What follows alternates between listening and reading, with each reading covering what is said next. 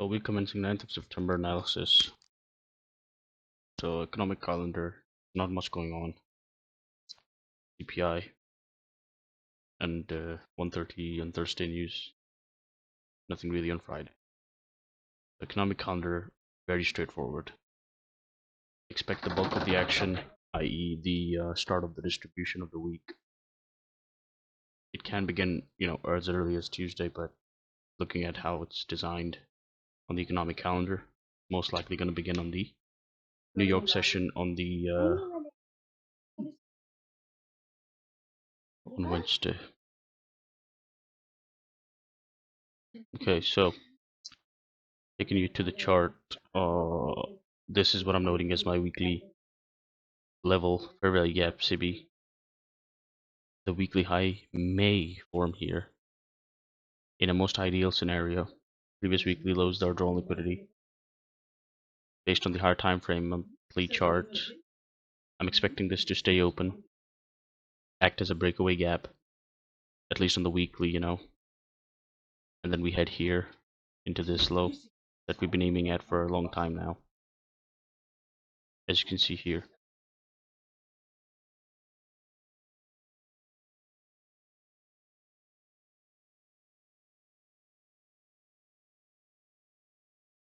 So ideal scenario, weekly high, distribution, accumulation starts here, manipulation takes it higher into this area, and then distribution starts from here down, takes us all the way here, okay? Ideal scenario.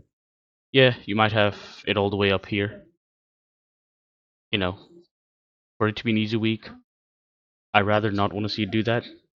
But even if it gets up here, then you want to see it close inside of this fair value gap in terms of body. I don't really want to see a body closing above the fair value gap here, because if it does, then it's problematic. If that does happen, if a body does close on a daily here, above this fair value gap, then I'm gonna have to sit on the sidelines. Basically, it's simple as that. I'm gonna have to sit on the sidelines, and I'm just gonna have to anticipate: can we close above the order block's body, which is here? Daily fair value gap's body, here as well. If it does close here, then we might look at this and maybe this, okay? Or the weekly fair value gap here. But for now, plan A is this, okay? So that's mainly what you will look at. Now, that's obviously risk on to the highs. Okay, so this is this area here that we'll look at. In terms of obviously the support. So this is CB. This is meant to be that busy. This one, I think, but it's not as clean here as you can see. But just bear it in mind, this is the drawn liquidity. Now you may find if you just go on a 4-hour, that there's this potentially to look at for a weekly. If we for weekly support, if we do come all the way down here, body-wise close below this water block, again, then it just becomes problematic and something we may have to wait more information on, possibly until the CPI is out, because that will give you a large run in one direction and show you very clearly, where it wants to draw. Because CPI is always a perfect reason for them to move it a lot, right? So that's what you will do. If you're confused, basically, on your higher time frame, this is what you can do. Now, obviously, the account that we have, key strategy is scalping, intraday scalping, okay? And we're not going to take any more than 3 trades, that's clear. Again, there's an issue we've been made aware of. Being too early to the party is a common issue of mine that I keep having. How I plan on countering that is, let's go back to the basics, okay? Make sure you get up on time, your mood is good, you've eaten well, all of those things that have an impact on trading, okay? You're on your chair, you've done your pre-session analysis, you have your notes, your key levels already annotated, and what you think is already noted down, okay?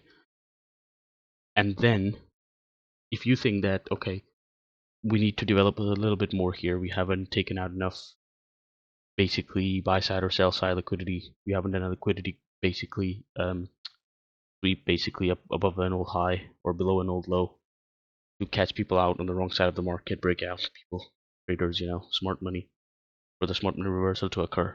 If you think there's time and we have not done that, you can wait. You can now take the scalp, you may say, but a lot of the times it's just better off just to wait.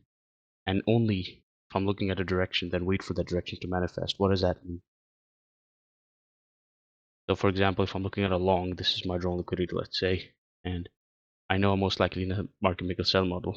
and it's doing something like this, and there's another key level here, I know most likely it's gonna hit it before it goes up, and I'm here, then just wait basically. If you're too close, don't even try to take the short. You only, because your direction is long, that's where your majority of the leverage will be put anyway, right? Now, this is, let's say this happens, right? Now you have a case to get in, okay? Not here, okay? Trying to go short, or let's say if this happened before, small move up before it hit this, you wouldn't then take it. You would want to see this kind of move here. This kind of move here, a displacement, clear displacement that takes you to your key level, okay, which is this. So that's basically roughly is what I'm trying to say to you. If it's unclear, don't jump. Basically, wait for it. Good luck with your trading. Just a really quick review over indices. I'm liking the fact that we closed below the fair value gap here, the BISI. We actually closed quite strongly, as you can see here as well.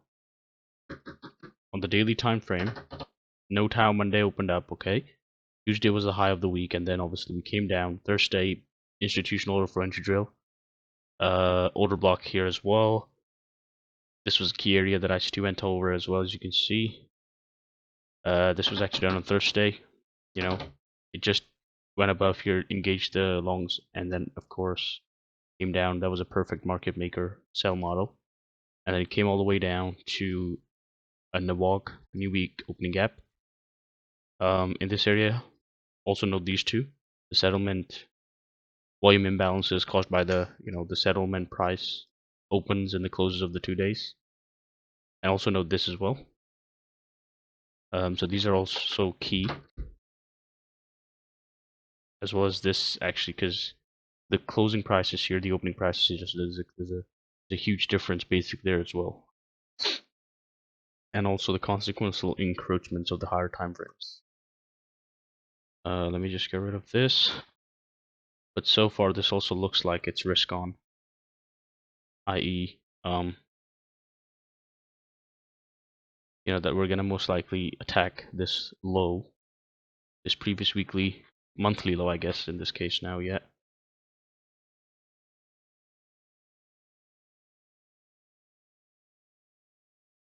In terms of our AMD model, again, CPI will affect this as well. So again, your biggest move is going to be on the day of the CPI numbers releasing. Again, since we just disregarded it, this now becomes a inversion fair value gap, something that can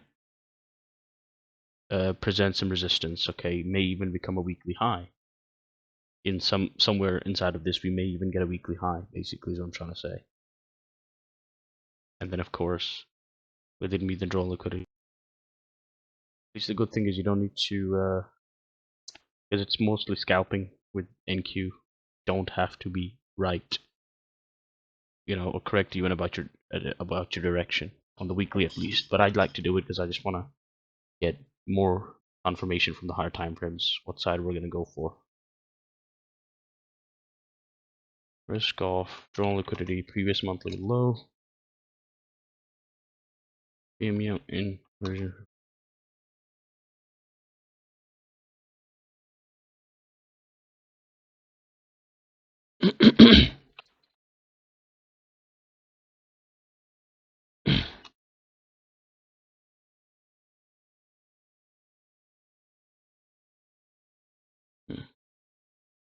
So this is for that. Thank you for watching.